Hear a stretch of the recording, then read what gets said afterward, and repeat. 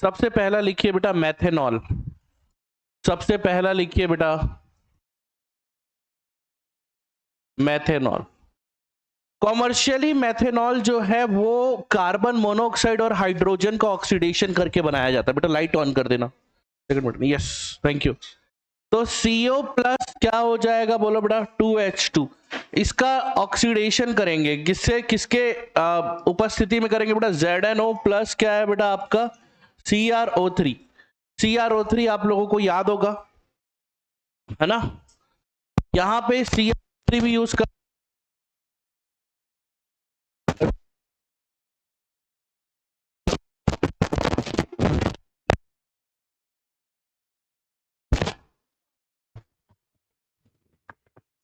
Hello hello, हाँ, दोनों में से कोई भी यूज कर सकते हैं। साथ ही साथ यहाँ पे 200 से 300 ATM टेम्परेचर लेंगे और साथ ही साथ जो है 573 केल्विन से 673 केल्विन तक टेम्परेचर लेंगे। यहाँ पे क्या बन जाएगा बेटा, CH3OH बन जाएगा। सिंपल का जो मेथड है वो क्या बन गया बेटा, मैथेनॉल। क्या बन गया, मैथेनॉल। ये मैथेनॉल कॉमर्शियली बनाया जाता है, सैनिटाइजर में इसका इस्तेमाल होता है और भी बहुत सारे जगह पे इसका इस्तेमाल होता है। आप लोगों ने कोविड के टाइम पे सुना होगा सैनिटाइजर पी के मर गए, है ना। सैनिटाइजर में अल्कोहल कंटेंट होता है, ठीक है, बट उसमें मैथेनॉल होता है, एथेनॉल नहीं होता। और पीने के लिए जो इस्तेमाल किया जाता है वो क्या होता है बेटा, मीथेनॉल नहीं होता, वो एथेनॉल होता है। पीने के लिए जो यूज किया जाता है वो क्या होता है बेटा, हाँ, और यहाँ पे जो है वो क्या है बेटा, मैथेनॉल है। तो ये फर्क है दोनों में। अब मैथेनॉल और एथेनॉल कैसे एक दूसरे से भिन्न है, कैसे डिफरेंट है, उसके बारे में लिखेंगे। तो चलिए जल्दी से रिएक्शन नोट करें। ये जो दिख रहा है मैथेनॉल, इसका एक और नाम है, बड़ा प्यारा नाम है बेटा इसका, इसका नाम है वुड स्पिरिट। क्या है बेटा, वुड स्पिरिट। स्पिरिट का नाम सुना है क्या, कहां सुने हो, हाथ धोने के लिए इस्तेमाल किया जाता है, लैब में इस्तेमाल किया जाता है एज अ फ्यूल। स्पिरिट नाम सुने हो। सम कॉमर्शियली इंपॉर्टेंट एल्कोहल, सम कॉमर्शियली इंपॉर्टेंट एल्कोहल, उसमें पहला है मैथेनॉल। चलिए लिखना चालू करेंगे। लिखिए मैथेनॉल, उसको भी लिख लेना, लिखो पहले methanol as known as wood spirit.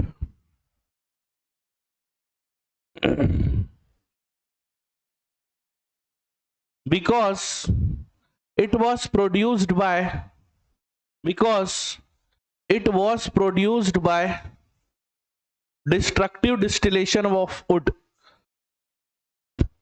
because it was produced by destructive distillation of wood उस पे तीन नहीं आ पाते, डिस्टिलेशन ऑफ वुड लकड़ी,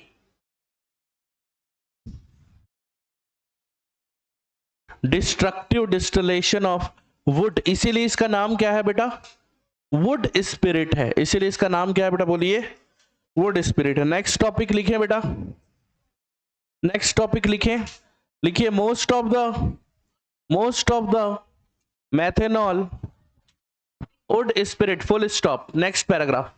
लिखिए most of the methyl alcohol formed by catalytic hydrogenation of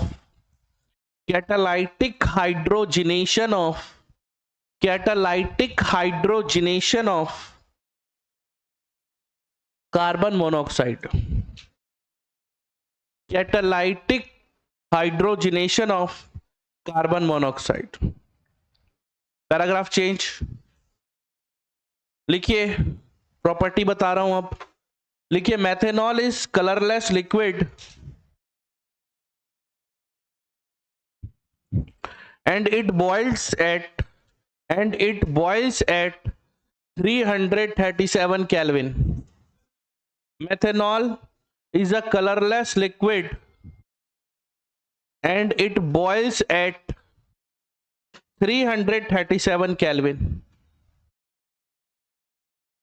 It is highly poisonous in nature. इसीलिए लोग मर गए। इसीलिए जब स्पिरिट को पिए कोविड के टाइम पे तो वो क्या हुआ, मर गए लोग। आप लोगों ने सुना होगा ये बात, सैनिटाइजर पी लिए। क्यों? क्योंकि उसमें कौन सा कंटेंट था? मेथेनॉल कंटेंट था। हाँ, आगे लिखेंगे, methanol is colorless liquid and boils at 373. It is highly poisonous in nature. हो गया? आगे लिखिए, नेक्स्ट लिखिए, small quantity of methanol, small quantity of methanol causes blindness. Small quantity of methanol causes blindness. आंख से अंधे हो जाओगे। ठीक है, अगले आगे लिखे, and large quantity causes death, and large quantity causes death. फिर पैराग्राफ चेंज करेंगे। बायो लेके आइए रे। अच्छा, सब कुछ है उसमें। हो गया, लिखिए, methanol is used as solvent in paint. Methanol is used as solvent. Methanol is used as solvent in paint. Paint जानते हो ना, पुताई वाला, कॉमा, वार्निशेस, वार्निश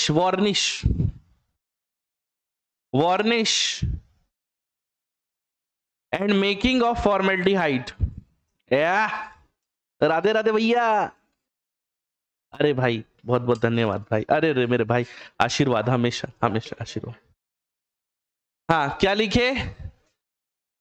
हाँ, and used as the manufacturing of varnishes. हो गया, sorry, formaldehyde, used as the manufacturing of formaldehyde. Last point लिखना है, used as the manufacturing of formaldehyde, full stop. अब इस रिएक्शन को नोट कर लें, जहां पे जगह बची हुई हो देख लें, ऊपर वैसे जगह छुड़वाया था मैं। हाँ, इसको नोट करिए और जो लिखा हुआ है उसके लिए आधा पेज छोड़ दीजिए सर। और अगला टॉपिक लिखेंगे एथेनॉल।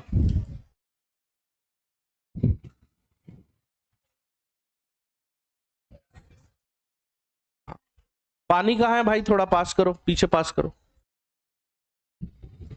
नहीं है क्या उसमें? नहीं है क्या उसमें?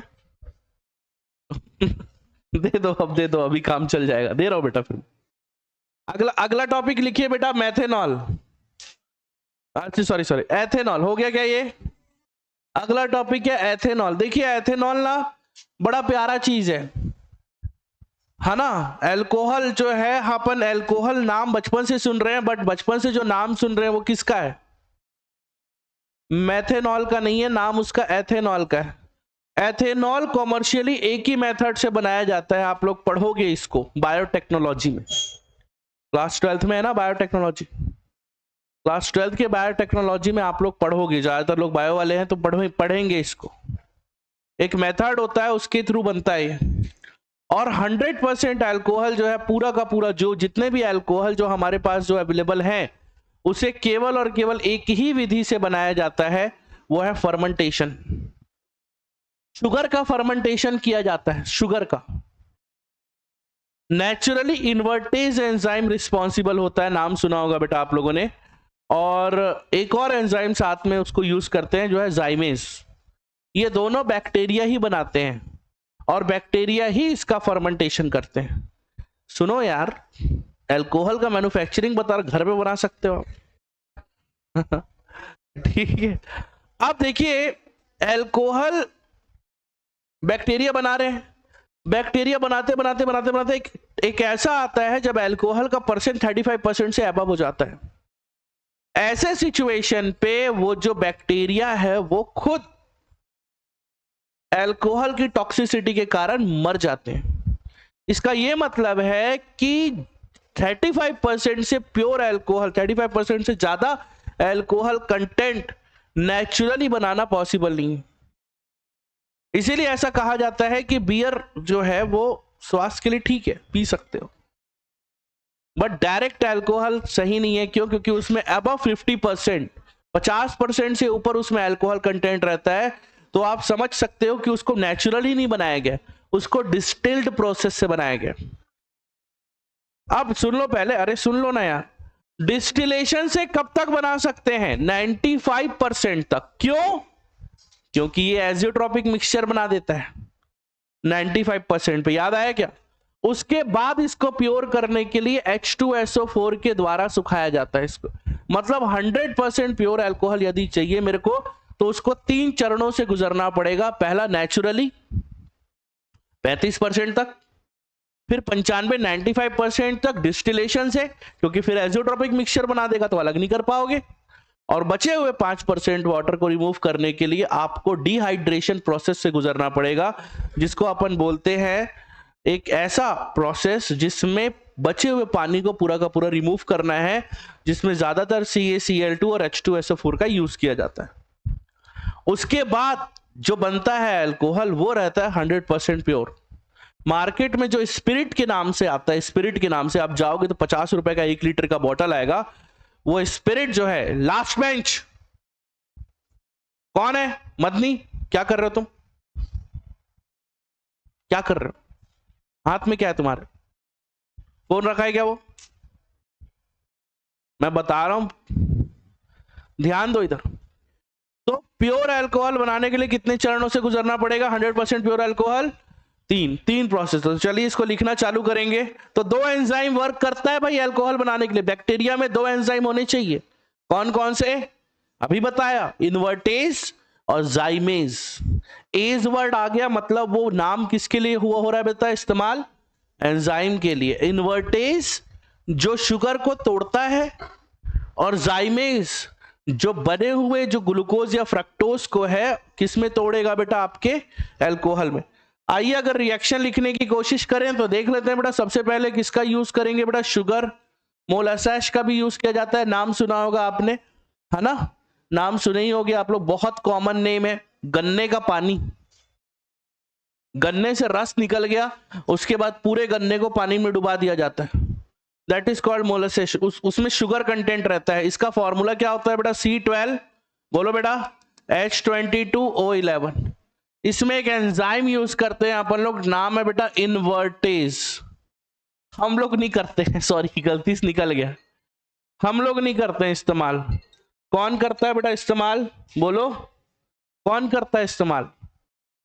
बैक्टीरिया कर रहे हैं ना दोस्त। कौन कर रहा है? हम कर रहे हैं क्या? बैक्टीरिया कर रहा है। क्या नाम है बेटा? इन्वर्टेज। ये किस में चेंज हो जाएगा बेटा? C6H12O6 plus C6H12O6। ये दोनों सेम कंपाउंड का आइसोमर है। ये जो है इसका नाम है बेटा ग्लूकोज, और ये जो है बेटा इसका नाम है फ्रक्टोज।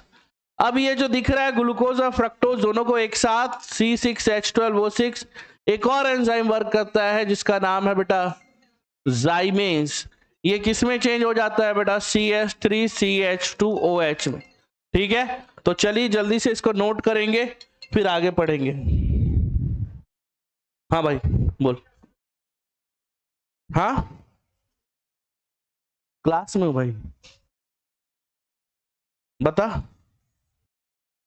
बुलेट का चाबी घर में? हाँ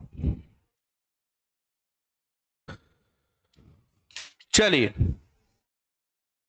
शुरू करें। लिखवाऊं मैं? अरे तुम पहले ही फॉर्मूला लिख लोगे क्या? अरे तो लास्ट में लिखना था उसको, लिख लो पहले जो बोल रहा हूं। लिखिए, ethanol is obtained commercially. Ethanol is obtained कहां मैडम? वो डिक्की में। Ethanol is obtained commercially, commercially पढ़ रहे हैं भाई हम, by fermentation. Ethanol is obtained commercially by fermentation.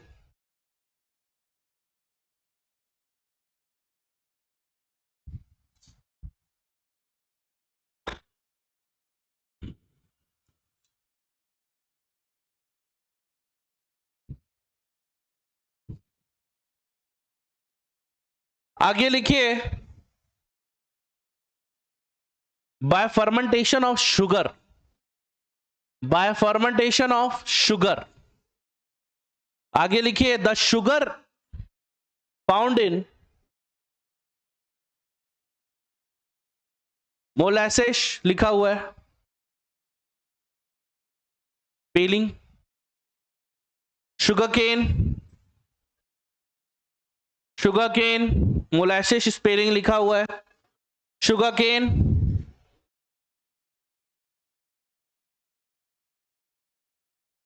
और fruits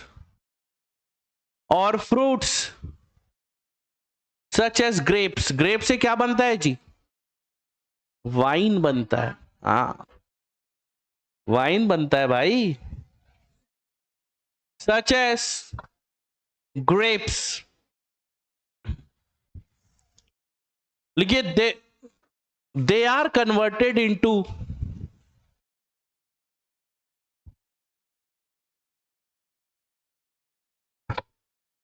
glucose and fructose in the presence of enzyme invertase, spelling लिखा है, fructose and glucose in the presence of enzyme, fructose and glucose in the presence of enzyme लिखा है, invertase,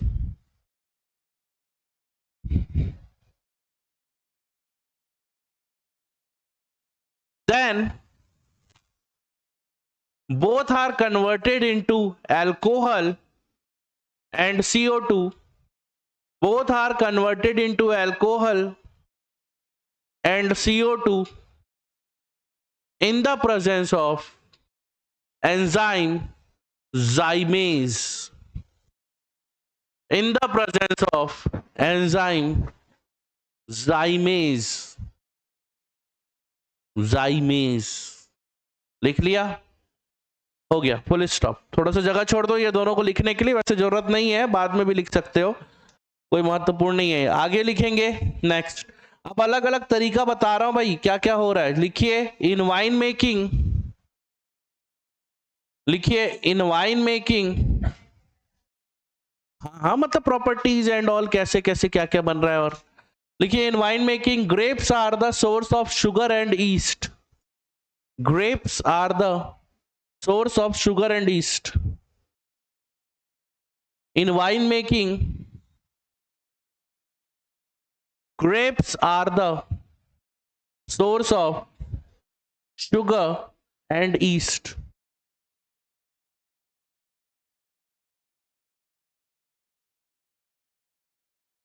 हो गया, देखो होता क्या है, सुन लो, देखो जब जैसे जैसे अंगूर पकने लगते हैं उसमें मिठास आने लगती है, मिठास आने लगेगी तो उसमें शुगर की मात्रा बढ़ती जाएगी, शुगर की मात्रा बढ़ती जाएगी तो बाकी चीजों से बचा के, देखो बाकी बैक्टीरिया नहीं लगना चाहिए, उसको हार्म कर सकता है, तो बाकी बैक्टीरिया से बचा के उसको ईस्ट में डाला जाता है, किस में डाला जाता है, ईस्ट में डाला जाता है, एंड देन फिर जो है इसमें कन्वर्ट किया जाता है, ठीक है, क्यों, क्योंकि अगर दूसरा बैक्टीरिया लग गया तो पूरा का पूरा ग्रेप क्या हो सकता है, रिपेन हो सकता है, खराब हो सकता है, फर्मेंटेशन नहीं होगा, फिर पूरा का पूरा क्या हो जाएगा, सड़ जाएगा, खराब हो जाएगा, ठीक है। चलिए नोट अगला लिखना चालू करेंगे, next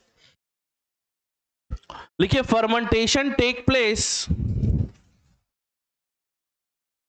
in anaerobic condition, fermentation take place in anaerobic condition in the absence of air,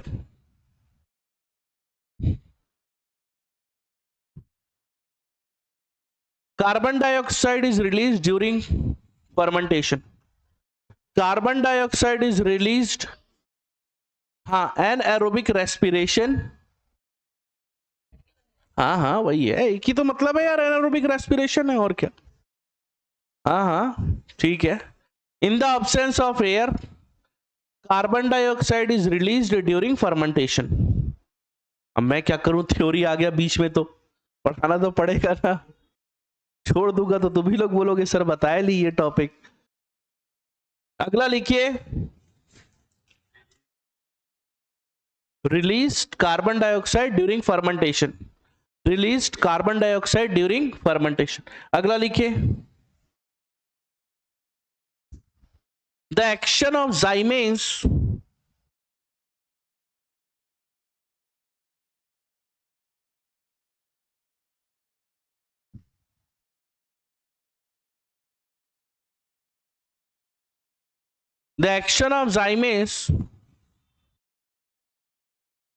convert glucose and fructose into alcohol up to 14%, glucose and fructose into the alcohol up to कितना percent बेटा, 14% then the all bacteria destroyed, then all bacteria destroyed due to the toxicity of alcohol। समझो, अपने बनाने वाले को मार डाला, सोचो कितना खतरनाक है। शराब आप नहीं पीते हो, शराब आपको पीती है, ठीक है बेटा। आदि गेट बंद कर देना यार। नेक्स्ट लिखेंगे टॉक्सिसिटी ऑफ एल्कोहल, बस फुल स्टॉप कर दीजिए। अगला आगे चाहे तो प्रोसेस लिख लो। देखिए, then 95%, then 95% pure by distillation due to it form azeotropic mixture, due to it form azeotropic mixture, 95% pure due to it form azeotropic mixture. Paridhi सब गड़बड़ हो रहा है, ठीक है बेटा। Due to it form, due to, या तो मुझे लिखाना नहीं आता या तो कुछ गड़बड़ है, ठीक है। क्या लिखे बेटा, ड्यू टू, हाँ, due to form of azeotropic mixture, ठीक है। फुल स्टॉप कर दीजिए। लिखिए, then further purified by dehydrating और drying agent, then further purified by dehydrating और क्या था, ड्राइंग एजेंट लाइक CaCl2 और drying agent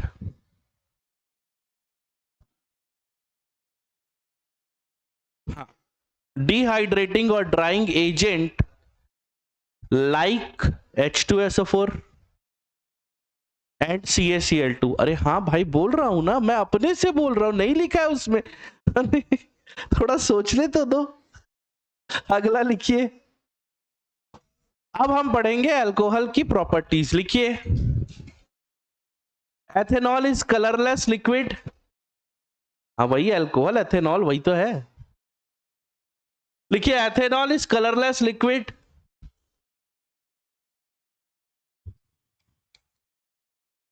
boiling point 351 kelvin, boiling point 351 kelvin.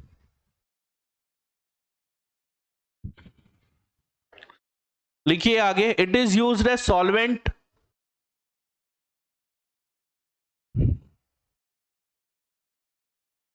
it is used as solvent in paint industries, in paint industries, it is used as solvent in paint industries, comma, used as spirit as a fuel। आपके lab में जो है वो क्या है जी, यही है, use as spirit, क्या लिखोगे आगे, हाँ, कॉमा,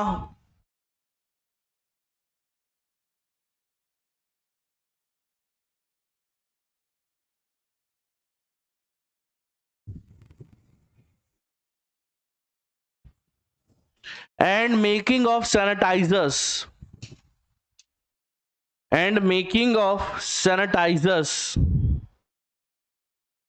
लिख लिए बच्चा? अगला टॉपिक लिखें पैराग्राफ छोड़ के, लिखिए commercially alcohol is made unfit for drink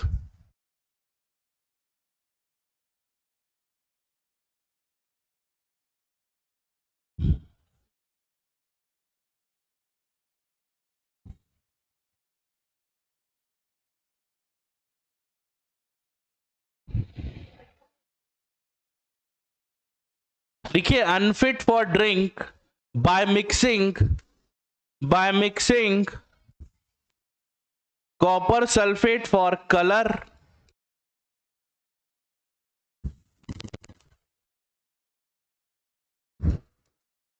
पैराडिन for foul smell.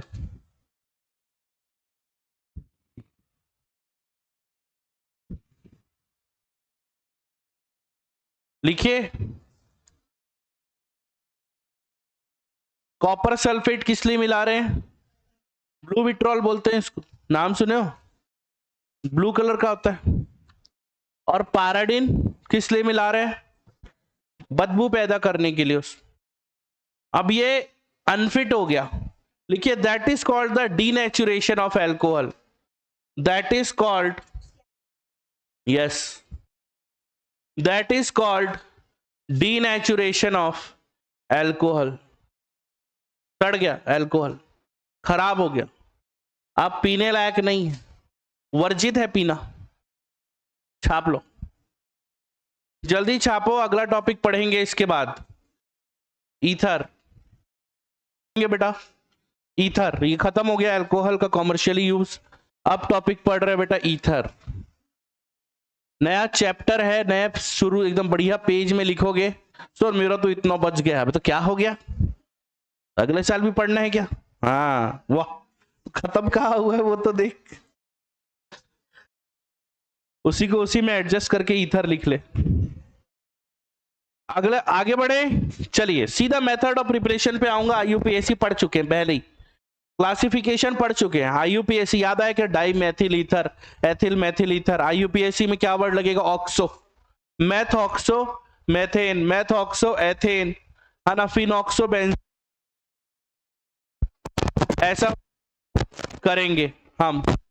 Okay आगे आगे, हेलो, खराब mike, hello hello hello hello, चलिए नेक्स्ट है बेटा ईथर। देखिए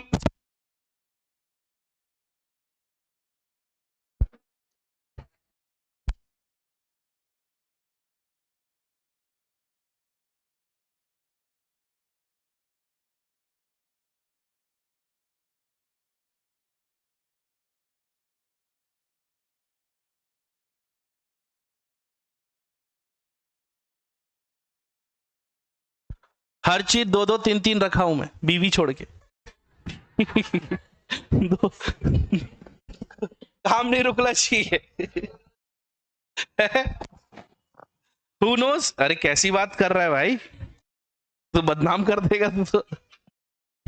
रिकॉर्डिंग चल रहा है, उल्टी सीधी बात मत बोल। अगला चलिए method of preparation, method of preparation. आप लोगों की आवाज नहीं जाती है बेटा, सिर्फ मेरी आवाज जाती है।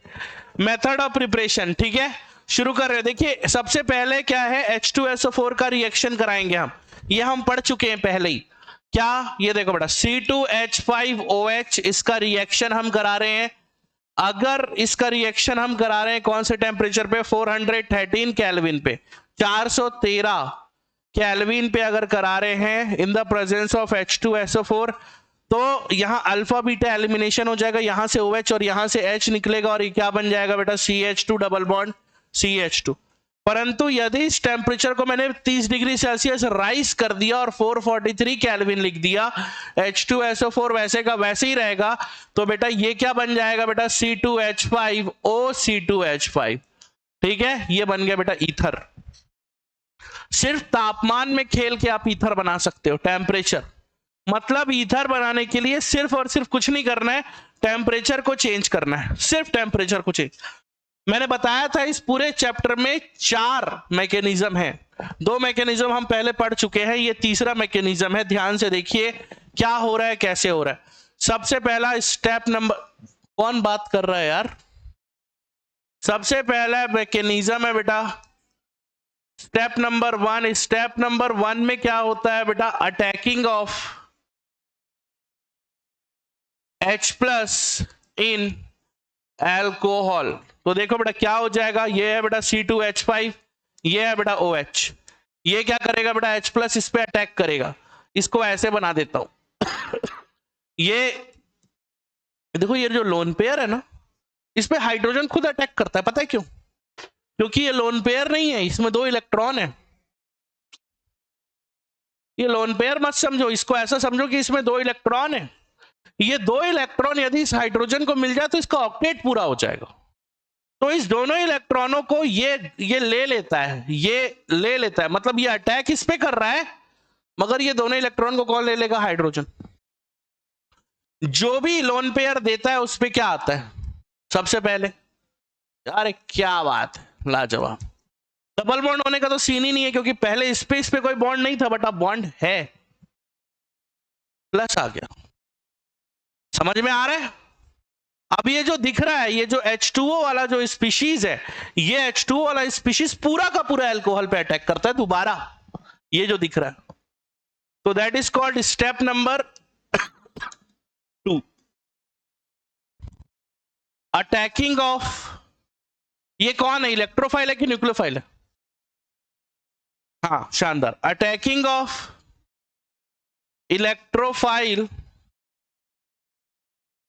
In alcohol again.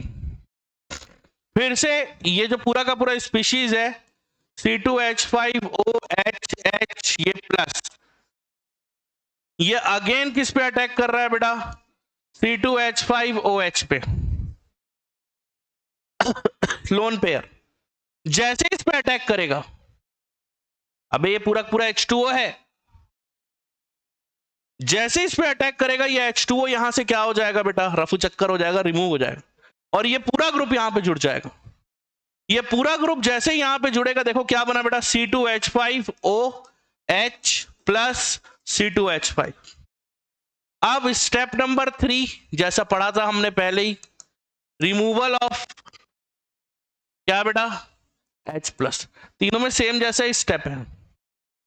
तो ये क्या है बेटा, C2H5OH प्लस C2H5। क्या ये स्टेबल है? क्या ऑक्सीजन पे पॉजिटिव का भी स्टेबल होगा? तो ये पूरा का पूरा H यहां से क्या हो जाएगा बेटा, रिमूव हो जाएगा। क्या बन जाएगा बेटा, बोलो, C2H5। आगे बोलो बेटा क्या हो जाएगा, OC2H5 प्लस H+। तो लिए हो तो वापस तो देना पड़ेगा ना, H+ लिया था आपने उधार, तो वापस तो करोगे ना।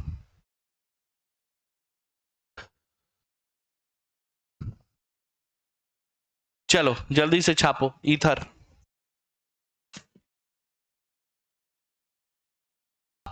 Most important topic, third name reaction इस चैप्टर का नाम है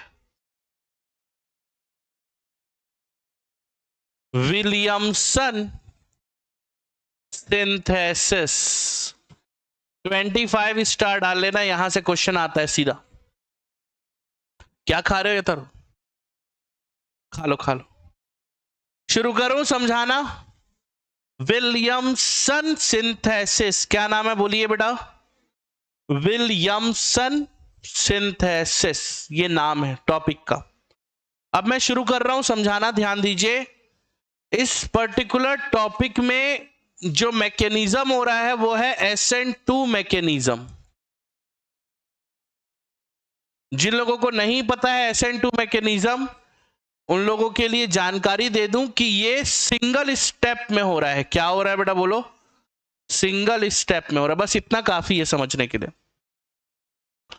मैं आगे चल के आपको बताऊंगा अभी कि कैसे सिंगल स्टेप होता है, कैसे क्या होता है। और SN2 मैकेनिज्म की अगर बात करें तो 3 डिग्री 2 डिग्री, उल्टा कर दिया मैं, 1 डिग्री 2 डिग्री 3 डिग्री, ये रिएक्टिविटी ऑर्डर है। रिएक्टिविटी ऑर्डर SN2 मैकेनिज्म के लिए रिएक्टिविटी ऑर्डर क्या है बेटा? 1 डिग्री, फिर 2 डिग्री, फिर 3 डिग्री। शानदार, बहुत बढ़िया। क्या है विलियमसन सिंथेसिस? पहले समझाता हूं। ये देखो बेटा, ये है CH3OH, इसका रिएक्शन मैं NaOH के साथ कराऊंगा।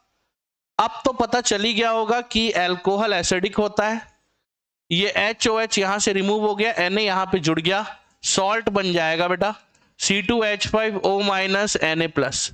अब ये मेरे लिए एक एसिड है। क्या है बेटा? ये जो C2H5OH है बेटा, O- Na+ है, ये अटैक करेगा बेटा हेलो एल्केन पे, मतलब CH3Cl पे अटैक करेगा। बड़ा सिंपल है बेटा, ये NaCl के साथ जुड़ के अलग हो जाएगा और ये पूरा का पूरा ग्रुप यहां पे जुड़ जाएगा,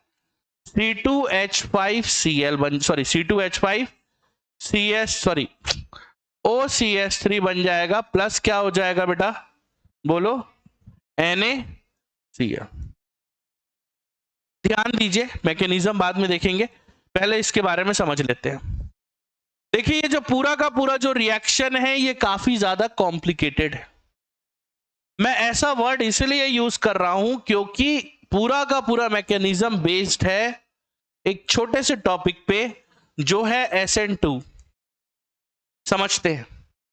मान लो जाए बेटा मैंने CH3Cl ले लिया और साथ में बेटा मैंने ले लिया बेटा CH3OH ले लिया। समझो, छोड़ो, ये ऐसे नहीं समझाता, दूसरे तरीके से समझाता हूं। मान लो बेटा 1 डिग्री अल्कोहल है प्लस 1 डिग्री हेलो एल्केन, दोनों मिलके क्या बनाएंगे बेटा? ईथर बनाएंगे। 100% ईथर बनेगा। मतलब दोनों के दोनों यदि 1 डिग्री है तो प्रोडक्ट क्या बनेगा बेटा? बोलो, ईथर बनेगा। ठीक है सर, कोई दिक्कत नहीं। यदि दोनों के दोनों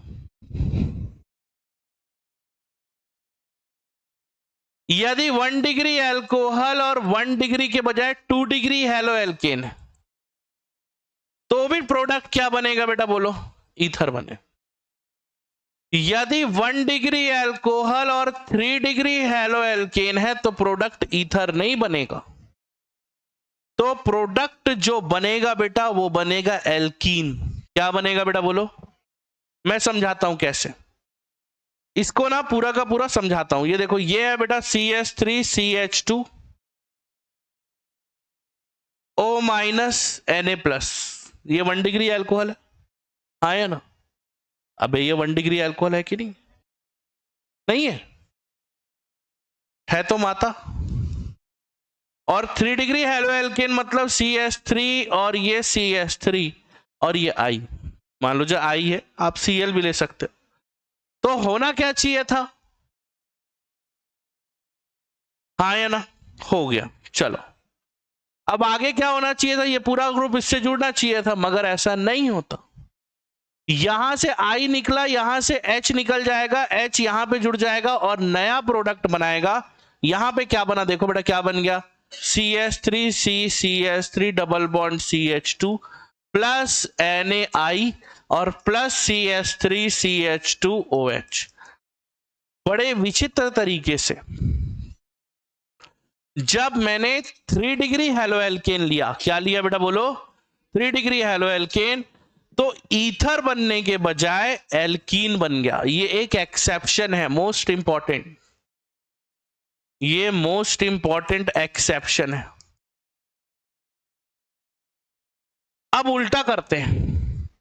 उल्टा मतलब sir 1 degree halo alkane plus 1 degree alcohol लिया, क्या बनेगा बेटा? ईथर बने, कोई दिक्कत नहीं। 1 degree halo alkane plus 2 degree alcohol लिया, क्या बनेगा बेटा? ईथर बनेगा, कोई दिक्कत नहीं।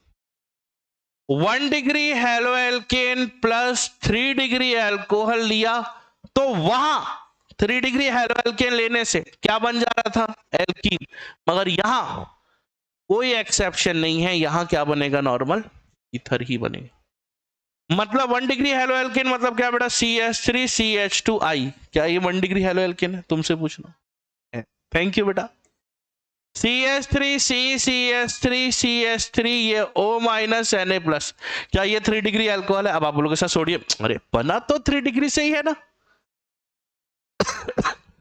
तो बिना किसी एक्सेप्शन के NaCl बस अलग होगा, प्रोडक्ट क्या बन जाएगा बेटा, CH3O CH3CH3 CH3 और ये CH।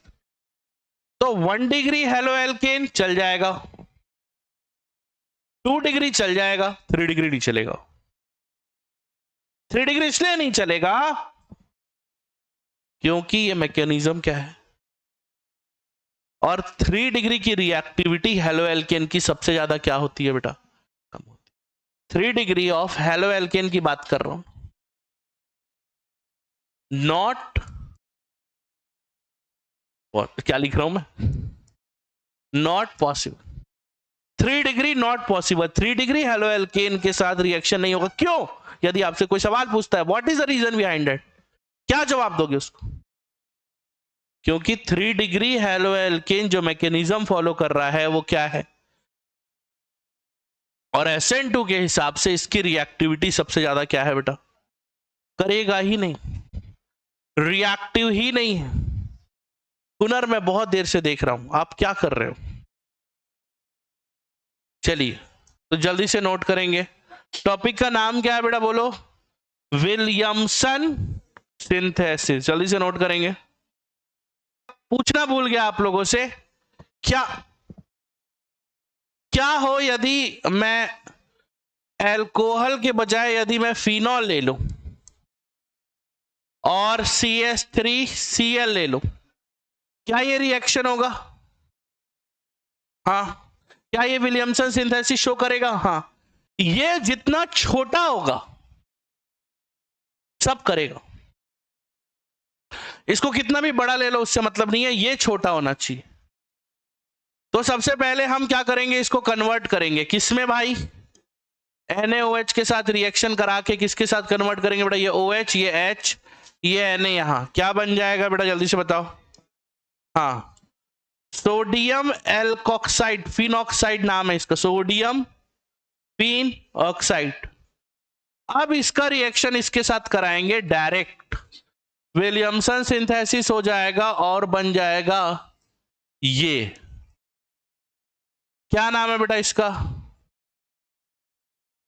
Meth oxy benzene, methoxy benzene. क्या मेरी बात समझ में आ रही है? छाप लो इसको भी, जल्दी जल्दी छापो, जल्दी जल्दी। और फिर लिखेंगे फिजिकल प्रॉपर्टी।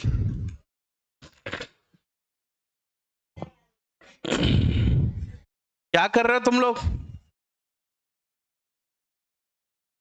वो क्यों उसका बाल संवार रहे हो तो तुम?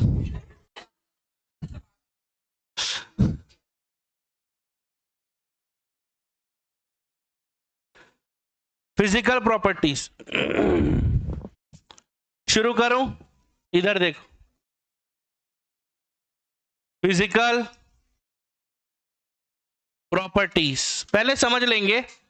देखिए नॉर्मली ईथर जो है वो अल्कोहल की तरह ही होता है, ईथर और अल्कोहल में कुछ खास फर्क नहीं है, सिर्फ फर्क है R का, ROR, ये जो है सिर्फ R का फर्क है। इससे एक फर्क और पैदा हुआ, वो फर्क क्या है, यहां पे हाइड्रोजन नहीं रहा।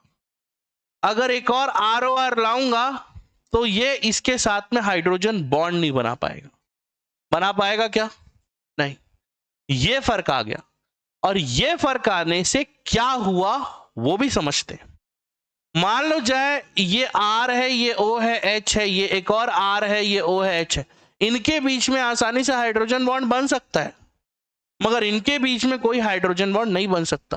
तो सबसे बड़ा फर्क वेद आदि देवांश ध्यान दो, इनके बीच में जो सबसे, देखो बाकी सारी प्रॉपर्टी के बारे में मैं बात ही नहीं कर रहा हूं, तो सेम है लगभग, टेस्ट भी सेम है, स्मेल भी सेम है, सब कुछ सेम है।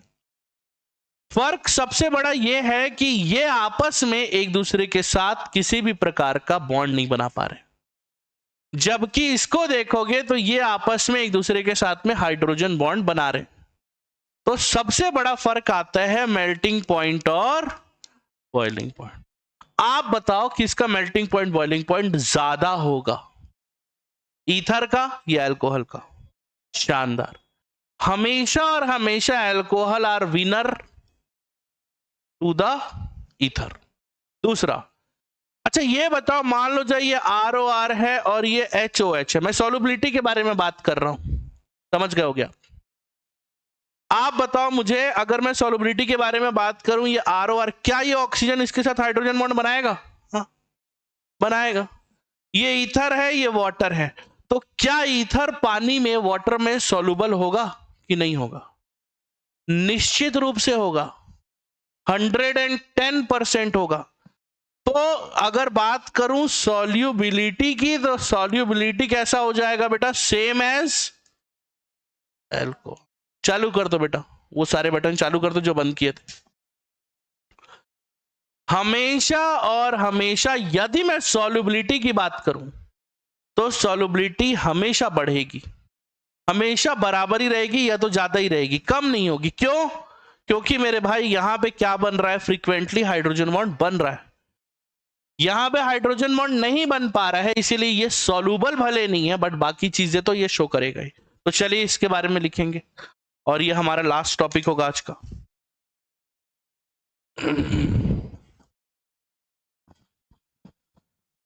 देखिए, ether are weak polar in nature. देखिए, ether are weak polar in nature due to the presence of 2R group, due to the presence of 2R group,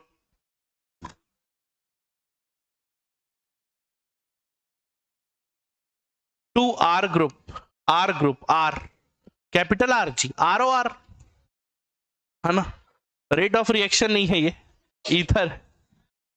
चलिए नेक्स्ट टॉपिक लिखेंगे, the huge difference in, रुको number लिखवा रहा हूं, the huge difference in boiling point of alcohol and ether, the huge difference in boiling point of alcohol and ether, it is only due to presence of hydrogen bond in ether. It is only due to presence of hydrogen bond in ether. क्या लिखे हो? It is only due to the presence of hydrogen bond in ether को काट के alcohol करो।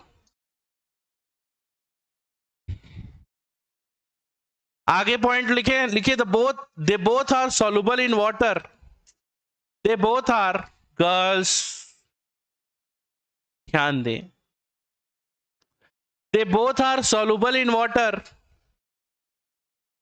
because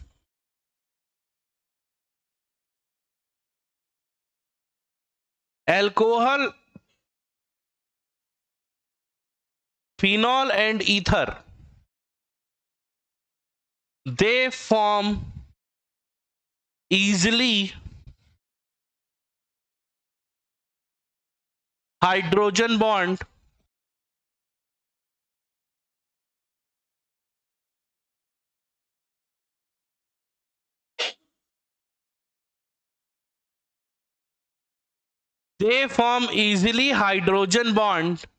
with water. Full stop. ये page लिख लेंगे और सब घर जाएंगे।